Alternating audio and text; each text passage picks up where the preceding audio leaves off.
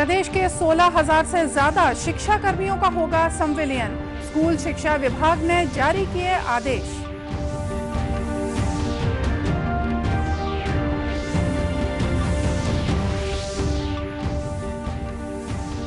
प्रदेश में पिछले 24 घंटों में मिले कोरोना के 371 नए मरीज। बिना लक्षण वाले मरीजों को होम आइसोलेशन में रखने की तैयारी।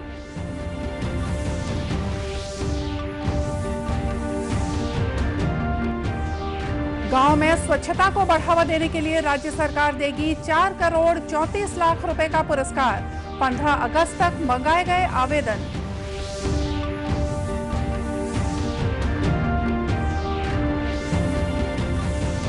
और कॉफी और हल्दी उत्पादन केंद्र के रूप में विकसित हो रहा है बस्तर जिला।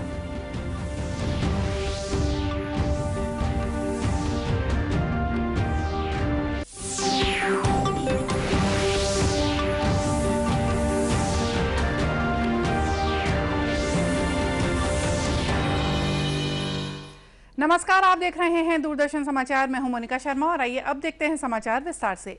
राज्य सरकार ने प्रदेश के 16,000 से ज्यादा शिक्षा कर्मियों का संविलियन आदेश जारी कर दिया है। स्कूल शिक्षा विभाग द्वारा जारी आदेश के मुताबिक 2 साल या इससे अधिक की सेवा पूरी कर चुके पंचायत और नगरीय निकाय संवर्ग के 16,278 शिक्षकों का संविलियन 1 नवंबर 2020 को स्कूल शिक्षा विभाग में किया जाएगा। वहीं जिन पंचायत और नगरीय निकाय संवर्ग के शिक्षकों ने 1 जुलाई 2020 को 8 वर्ष की सेवा पूरी कर ली है, उनका संविलियन भी 1 नवंबर से ही होगा।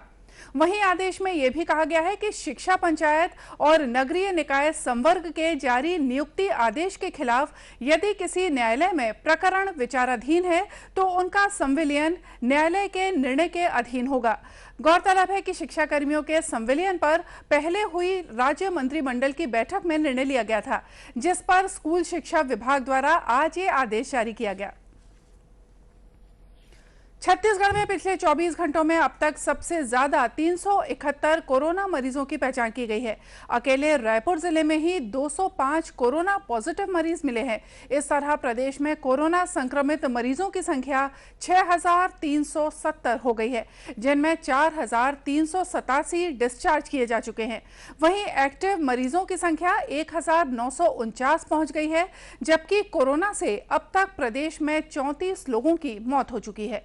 गुरुवार को रायपुर के अलावा कवर्धा से 34, कांकेर से 20, मुंगेली से 18, राजनांदगांव से 17, जांजगीर चांपा से 12, बस्तर से 10, बिलासपुर से 6, दुर्ग से 5, नारायणपुर और गरियाबंद से 4-4, कोरिया से 3, जशपुर से 2, दंतेवाड़ा और बीजापुर से 1-1 मरीज चिन्हांकित किए गए हैं।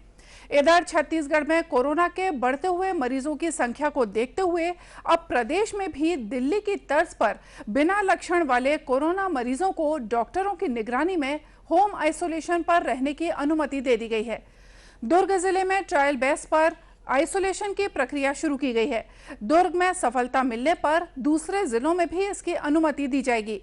राज्य corona control and demand desk के पीआरओ डॉक्टर सुभाष पांडे ने बताया कि प्रदेश में कोरोना मरीजों की बढ़ती हुई संख्या के मद्देनजर होम आइसोलेशन का विकल्प निकाला गया है।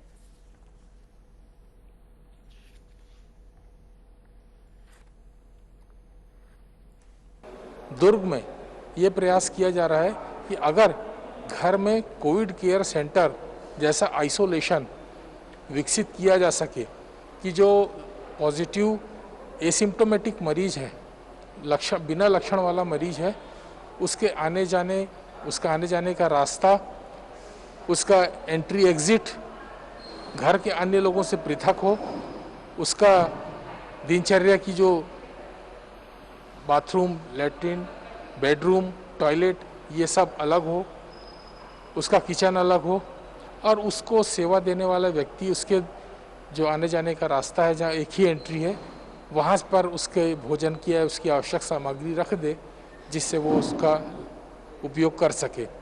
इस तरह की व्यवस्था एक इंस्टीट्यूशनल आइसोलेशन सेंटर जैसी डेवलप करके प्रयास किया जा रहा है कि इसमें कितनी सफलता मिलती है। तो संपर्क को अवॉइड करते हुए, संपर्क न करते हुए घर में मरीज को आइसोलेटेड रखते हुए जो व्यवस्था की जा रही है, इसका एक प्रयोग दुर्ग जिले में किया गया है। फिलहाल ज़्यादा तो नहीं, लेकिन सिर्फ 1-2 घरों में ये व्यवस्था आरंभ हुई है। जिनके घर उस मुताबिक बने हुए हैं, वहीं पर ये व्यवस्था की जा रही है और इसमें यह देखा जाएगा कि इस प्रयास में कितनी सफलता मिलती है। तत्पश्चात ही इसे आगामी बड़े शहरों के लिए लागू किया जा सकता है। वहीं दुर्ग जिले में बीएसएफ जवान की मौत के बाद अब बीएसएफ अपने जवानों के इलाज के लिए 100 बिस्तर का आइसोलेशन सेंटर बना रहा है। बीएसएफ के महानिरीक्षक JSND प्रसाद ने बताया कि जवानों में संक्रमण के खतरे को देखते हुए उनके इलाज की व्यवस्था की जा रही है। एक डिसीजन लिया गया है कि जिसके तहत हमको कहा गया है कि एक क्वारंटाइन एक कोविड सेंटर बनाए जाए जहां पर एसिम्प्टोमेटिक पेशेंट्स को रखा जाएगा।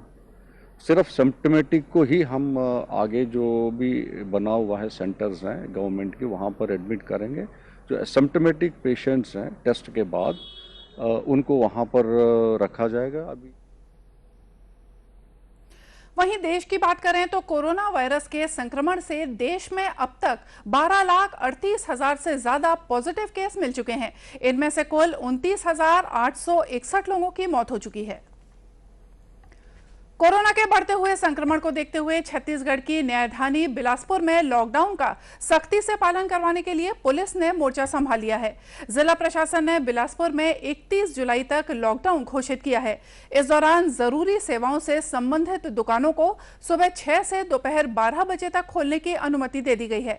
इस दौरान दूध, राशन, किराना, सब्जी, अंडे और मटन की दुकानों को छोड़कर कोई भी दुकानें नहीं खुलेंगी। साथ ही ऑटो रिक्शा और अन्य परिवहन सेवाओं को भी बंद कर दिया गया है। जिले के एसपी प्रशांत अग्रवाल ने बताया कि लोगों से लॉकडाउन के नियमों का पालन करने की अपील की जा रही है। साथ ही नियमों का उल्लंघन करने वालों के खिलाफ कड़ी कार्रवाई की जा रही है। इधर अंबिकापुर शहर में भी 28 जुलाई तक लॉकडाउन घोषित किया गया है। इस दौरान नगर निगम सीमा क्षेत्र के 48 वार्डों में पूर्ण लॉकडाउन रहेगा। यहां पर जरूरी सेवाओं की दुकानों को सुबह 6 से 10 बजे तक खोलने की अनुमति दी गई है। जिले के एसडीएम अजय त्रिपाठी ने बताया कि पहले की तुलना में इस बार लॉकडाउन में और ज्यादा सख्ती बरती जा रही है। शहर में 10 टीमों को पेट्रोलिंग के लिए लगाया गया है।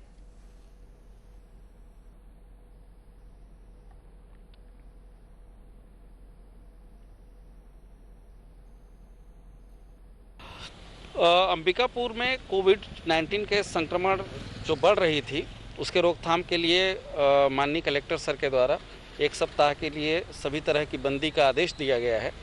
यह बंदी 22 तारीख से लेकर 29 तारीख तक रहेगा तथा बंदी में इस बार पहले की तुलना में ज़्यादा सख्ती अपनाई गई है। इसमें आवश्यक वस्तुओं के लिए सुबह 6 से 10 तक का ही समय दिया गया है। इसको पूरी तरीके से कारगर करने के लिए कलेक्टर महोदय ने 10 टीम बनाए हैं। वो 10 टीम लगातार पूरे शहर में दौरा कर रहे हैं। आवश्यकता पड़ने पर लोगों को जुर्माना कर रहे हैं, दंडी कार्रवाई भी कर रहे हैं। लॉकडाउन के दौरान नियमों का उल्लंघन करने वालों के खिलाफ कड़ी कार्रवाई की जा रही है।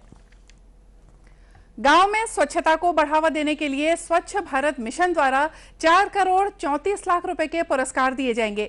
लोगों में स्वच्छता, स्थायित्व, समुदाय की सहभागिता और साफ सफाई की आदतों को प्रेरित करने के लिए 15 अलग श्रेणियों में ये पुरस्कार दिए जाएंगे।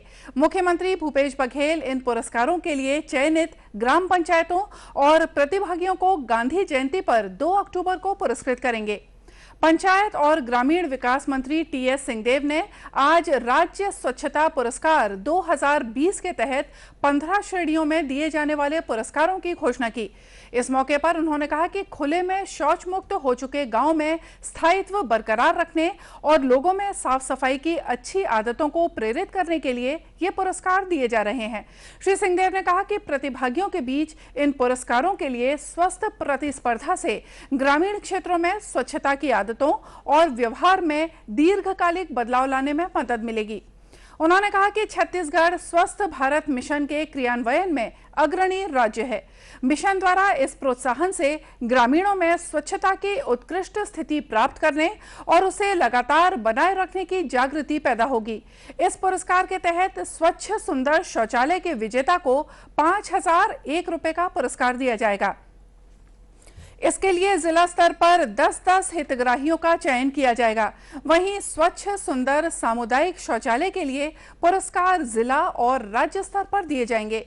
जिला स्तर की विजेता ग्राम पंचायत को 21,000 रुपए और राज्य स्तर की विजेता पंचायत को 1 लाख रुपए की पुरस्कार राशि दी जाएगी। इन प्रतिस्पर्धात्मक पुरस्कारों के साथ प्रदेश के एक जिले को 1 करोड़ रुपए का स्वच्छता स्थायित्व पुरस्कार, 3 विकासखंडों को 50-50 लाख रुपए और 5 ग्राम पंचायतों को 20-20 लाख रुपए के पुरस्कार दिए जाएंगे। इन सभी पुरस्कारों के लिए आवेदन 30 जुलाई से 15 अगस्त तक मंगाए गए हैं। एनटीपीसी संयंत्र के साथ मैत्री महिला समिति ने एनटीपीसी के आवासीय परिसर को प्लास्टिक फ्री बनाने की मुहिम शुरू कर दी है। महिला समूह द्वारा कॉलोनी के लोगों को प्लास्टिक का उपयोग नहीं करने का सुझाव दिया गया है। साथ ही कॉलोनी में इकट्ठा होने वाले प्लास्टिक के सामानों को भाटापारा के अंबुजा सीमेंट फैक्ट्री में भिजवाया जा रहा है। एनटीपीसी के एजीएम एसके सनबर्ड ने बताया कि पिछले 4 महीने से ये मुहिम चलाई जा रही है। विगत 4 महीना से ये कार्यक्रम शुरू है और हम लोग करीब अभी इकट्ठा कर लिए हैं, करीब 1000 बैग इकट्ठा कर लिए हैं और ये सारे बैग को हम लोग अंबुजा सीमेंट को भेजेंगे, जहां ये एनवायरनमेंट फ्रेंडली मैनर में को प्रोसेसिंग होगा। को प्रोसेसिंग में waste to energy technology use होता है, जिसमें कि प्लास्टिक जो है नॉन बायोडिग्रेडेबल है, उससे उसको क्लीन में जलाकर उससे एनर्जी लिया जाएगा, सीमेंट मैन्युफैक्चरिंग में यूज होगा और साथ साथ एनटीपीसी कोरबा को हम लोग प्लास्टिक फ्री कर सकते हैं। तो हम लोग अभी 15 अगस्त से पहले एक ट्रक भेजेंगे और पूरा टाउनशिप को, एनटीपीसी कोरबा प्लांट को हम लोग प्लास्टिक फ्री करेंगे। महिला समूह की देवप्रिया ने बताया कि संयंत्र के सहयोग से ये काम किया जा रहा है। इसमें लोगों को प्लास्टिक का उपयोग नहीं करने के लिए प्रेरित किया जा रहा है। हम लोग लेडीज़ क्लब और हमारे साथ एनवायरनमेंट डिपार्टमेंट और सिविल डिपार्टमेंट मिल के सब 4 महीना हो गया सबके घर से कलेक्ट कर रहे हैं, माने गीला कचरा सूखा कचरा अलग अलग कर रहे हैं। तो फिर जो प्लास्टिक जो हो रहा है वो इधर ला रहे हैं और इधर से इस छाट के ये हमारा पूरा बोरी में बांध के जाएगा, भाटापारा जाएगा, वहाँ अंबुजा सीमेंट है। वो बताया गया है कि पिछले 4 महीने से कॉलोनी की वेस्ट प्लास्टिक को 1000 बोरियों में रखा गया है, जिसे 15 अगस्त को अंबुजा सीमेंट फैक्ट्री भेजा जाएगा, जहां पर प्लास्टिक से बिजली तैयार की जाएगी। बस्तर जिला प्राकृतिक संसाधनों के साथ साथ अब कॉफी और हल्दी उत्पादन केंद्र के रूप में विकसित हो रहा है। जिला प्रशासन द्वारा दरभा और डिलमिली इलाके में कॉफी और बास्तानार क्षेत्र में हल्दी उत्पादन को बढ़ावा दिया जा रहा है। इन उत्पादों को बस्तर कॉफी और बस्तर हल्दी नाम दिया गया है। जानकारी के मुताबिक जिला प्रशासन ने दरभा के पास कोलेंग मार्ग पर साल 2017 में लगभग 20 एकड़ जमीन पर प्रायोगिक तौर पर कॉफी का प्लांटेशन किया था। कृषि विश्वविद्यालय के हॉर्टिकल्चर विभाग के विशेषज्ञों के मार्गदर्शन में कॉफी उत्पादन को बढ़ावा दिया गया। हॉर्टिकल्चर के प्रोफेसर डॉक्टर केपी सिंह ने बताया कि बस्तर में अरेबिका और रोबस्टा 2 प्रजातियों की कॉफी के पौधे लगाए गए हैं। उन्होंने बताया कि अरेबिका प्रजाति के पौधों से कॉफी के बीजों का उत्पादन शुरू हो गया है, जबकि रोबस्टा से अगले साल तक उत्पादन होने की संभावना है। उन्होंने बताया कि कॉफी की बिक्री 2 प्रकार से की जाएगी, जिसमें एक फिल्टर कॉफी और दूसरी ग्रीन कॉफी होगी। इसी तरह बास्तानार इलाके में उत्पादित किए जाने वाले हल्दी में कैंसर रोधी तत्व करक्यूमिन की मात्रा ज्यादा पाई जाती है, इसलिए इसके उत्पादन को लेकर भी जिला प्रशासन काफी उत्साहित है और जल्द ही इसके बाजार में आने की संभावना भी जताई जा रही है। और आइए देखते हैं अंत में मुख्य समाचार एक बार फिर से। प्रदेश के 16,000 से ज्यादा शिक्षा कर्मियों का होगा संविलियन, स्कूल शिक्षा विभाग ने जारी किए आदेश।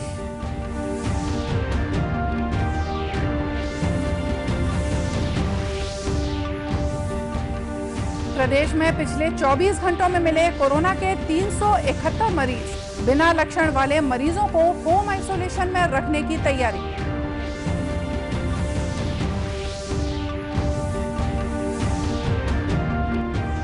गांव में स्वच्छता को बढ़ावा देने के लिए राज्य सरकार देगी 4 करोड़ 34 लाख रुपए का पुरस्कार। 15 अगस्त तक मंगाए गए आवेदन।